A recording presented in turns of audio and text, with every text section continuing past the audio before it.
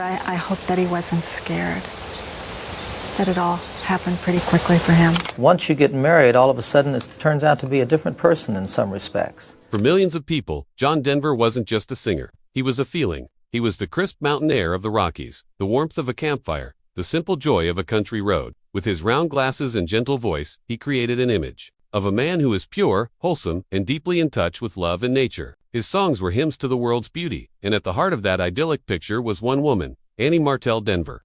She was his muse, the inspiration for one of the greatest love songs ever written, and the grounding force behind the superstar. Their love story felt like a fairy tale, a perfect harmony fans cherished as much as the music itself. But behind the golden-haired facade and chart-topping hits, a very different story was unfolding. It was a story of pressure, darkness, and secrets that festered just beneath the surface of their seemingly perfect life.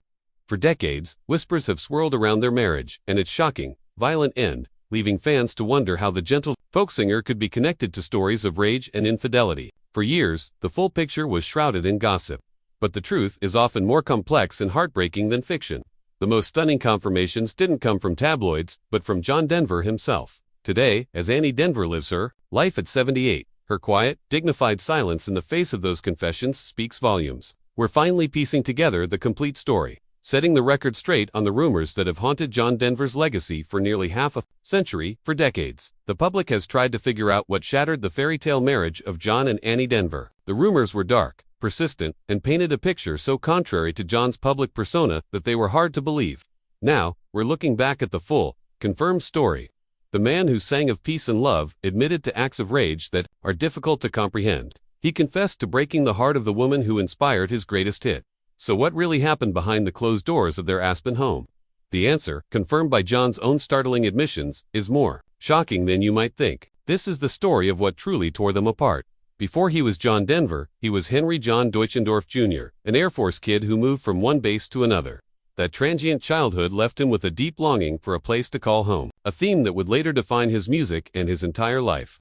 He found his voice and a guitar early on, and by the mid-1960s, he'd landed in the LA folk scene, even replacing Chad Mitchell in the famous Chad Mitchell Trio. It was during a tour stop in Minnesota in 1966 that his life changed forever. He was playing a college gig, and in the audience was a bright, captivating student named Annie Martell. The connection was instant and it was deep. Annie was drawn to his passion and his raw, unpolished talent. John, in turn, was completely smitten in Annie. He saw the warmth and stability, the home he'd been searching for his whole life. Theirs was a whirlwind romance, and they married just a year later in 1967.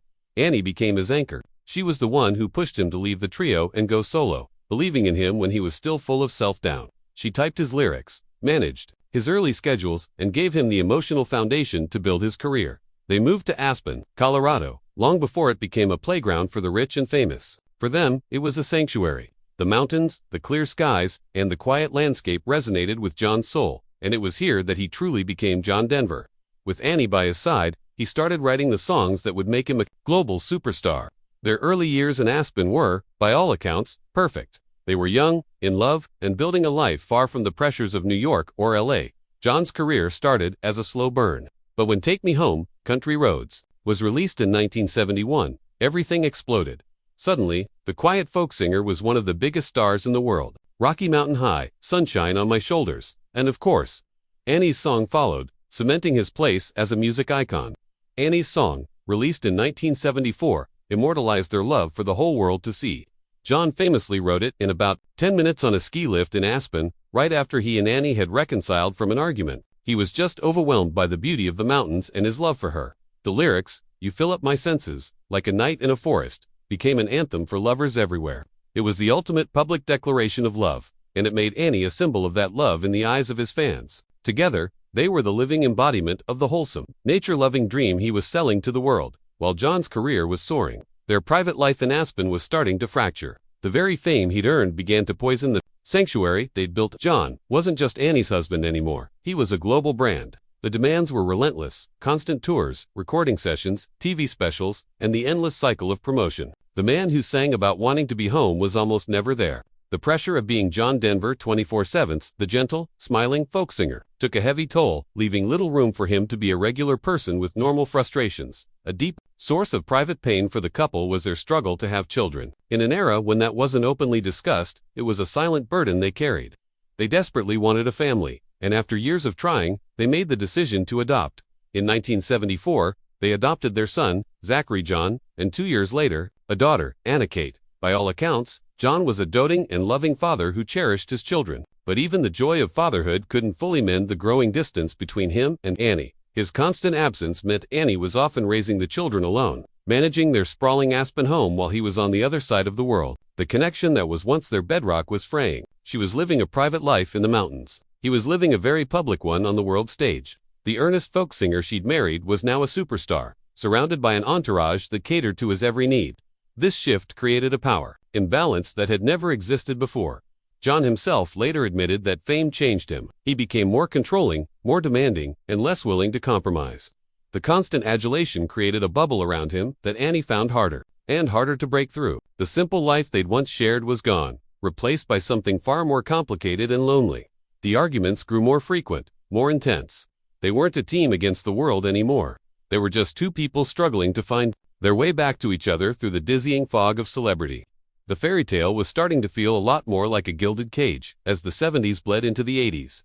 The turmoil inside the Denver home escalated dramatically. The wholesome image John projected to the world stood in stark, brutal contrast to what was happening behind closed doors. The rumors that would later define their split about his infidelity and his explosive temper began to take root in this dark period. For a public that saw him as the soul of gentleness, these stories were almost impossible to imagine. But years later, the most damning confirmation came from John Denver himself. In his shockingly honest 1994 autobiography, Take Me Home, John admitted that he had been unfaithful to Annie multiple times. The temptations of the road, mixed with the emotional distance between them, led him to cheat. For Annie, who had built her entire life around their love and family, these betrayals were devastating. The man who wrote Annie's song for her was breaking the very vows that had inspired it. This infidelity wasn't just a symptom of their problems, it became a core reason for the marriage's collapse. It shattered the trust between them, leaving wounds that would never really heal. But even more shocking were the revelations about his temper. John confessed that the pressure of his career and his inability to control his own personal life would often boil over into terrifying fits of rage. He described a man who was losing control, a man his fans would never have recognized. The home in Aspen had become a pressure cooker of resentment and anger. The arguments weren't just about schedules anymore. They were about betrayal and a deep, simmering rage that John couldn't hold back. This period was the death knell for their marriage. The partnership that had launched his career was now completely eroded, replaced by bitterness, mistrust, and fear. The dream had become a nightmare. The Rocky Mountain High had hit rock bottom. Annie, the woman who had been his muse and his strength, was now living with a stranger whose public persona felt like a lie and whose private behavior was becoming unbearable. The stage was set for a divorce that would be as painful as their love story had once been beautiful. The story of John and Annie Denver is a powerful reminder that the public image of our favorite stars often hides a much more complex and painful reality. The confirmation of these long-standing rumors forces us to see John Denver not just as a music legend, but as a flawed human being. What do you think about this side of the story? Does it change how you feel about his music? Let us know your thoughts in the comments below. And if you're finding this story compelling, please take a moment to hit that subscribe button and turn on notifications so you don't miss how this heartbreaking saga concludes. Now, let's get back to what happened. When their marriage finally reached its breaking point, the end of John and Annie Denver's marriage wasn't a quiet split. At my shoulders, but in his autobiography, John admitted to it all. He described his anger as a demon he couldn't control. This confirmation sent shockwaves through his fanbase. The man of peace had committed an act of symbolic violence, so potent, it was impossible to ignore. But there was another, even darker confession. He admitted that during one vicious argument, his rage escalated to the point of becoming physical. He wrote that he got so blinded by anger that he put his hands around Annie's neck. Losing his mind for a moment, he stopped himself, but a terrible line had been crossed. The man who sang of gentle love had laid his hands on his wife in anger. This admission was perhaps the most devastating of all. It recontextualized everything. The smiling folk singer was capable of terrifying domestic rage. It was a truth that was hard for the public to swallow, and it forever changed how people saw his character. For Annie, this must have been the point of no return. The emotional abuse had escalated to a physical threat. Her home was no longer safe, and the man she had loved was now a source of genuine fear. Their divorce was finalized in 1983, ending a 15-year marriage that had begun as a fairy tale and ended in a horror story. The public confirmation of these events, straight from John's own pen, finally proved that behind the perfect facade, a story of profound pain and terrifying anger had been unfolding all along. The aftermath of the divorce sent John and Annie Denver on two very different paths. For John, the split seemed to untether him from his anchor. He desperately tried to recapture the magic, both in his music and his personal life. He remarried in 1988 to actress Cassandra Delaney, and they had a daughter, Jessie Bell. But this second marriage was also difficult and short-lived, ending in divorce a few years later, reportedly due to the same issues that had plagued his marriage to Annie. His professional life also suffered. While he remained a beloved figure and a successful touring act, he never again hit the chart-topping, culture-defining success of the 1970s. More troubling were his growing issues with alcohol. The pain of his personal failures seemed to lead to a dependence on drinking, which resulted in several highly publicized DUI arrests in the 1990s. These incidents further tarnished his carefully polished image. The man who sang of the purity of the mountains was now struggling in the harsh light of reality. His pilot's license suspended, and his struggles laid bare for the world to see. It was a tragic fall from grace. Annie, in stark contrast, chose a path of quiet dignity and privacy. After the traumatic end of her marriage, she retreated from the public eye almost completely. She remained in their Aspen home and dedicated her life to raising Zachary and Anna Kate, far away from the spotlight. She never remarried. She almost never gave public interviews about John or their time together. Her silence was her strength. While John was publicly wrestling with his demons, Annie was quietly rebuilding her life, providing a stable, loving environment for their children. She focused her energy on healing and her own passions, creating a life of peace for herself. She had survived the storm of being married to a global superstar, endured the heartbreak and the rage, and emerged on the other side, whole. While his fame had led him down a path of self-destruction, her retreat from it allowed her to find herself again. On October 12, 1997, the world was stunned by the news. John Denver was dead.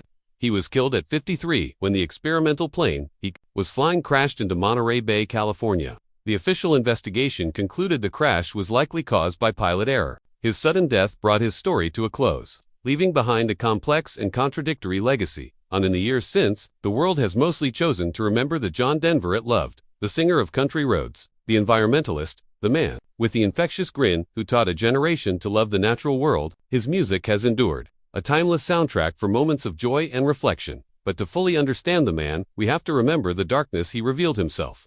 The story of John and Annie Denver isn't a simple fairy tale or a simple tragedy. It's a cautionary tale about the crushing pressures of fame and the human capacity for both incredible creation and devastating destruction. John Denver was a poet who could capture the beauty of a sunrise in a melody, and he was a man who could be consumed by a rage so profound it led to violence.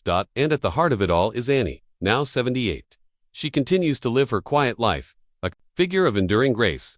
She never wrote a bitter memoir or went on a tell-all tour. The confirmation of the rumors comes not from any recent interview, but from the life she has lived and the facts John admitted to long ago. Her story is one of a survivor. She was the inspiration, the victim, and ultimately, the one who walked away from the wreckage to build a life of peace on her own terms. The love story of John and Annie Denver may have ended in heartbreak, but as we listen to Annie's song, we can now hear it with a new, more profound understanding.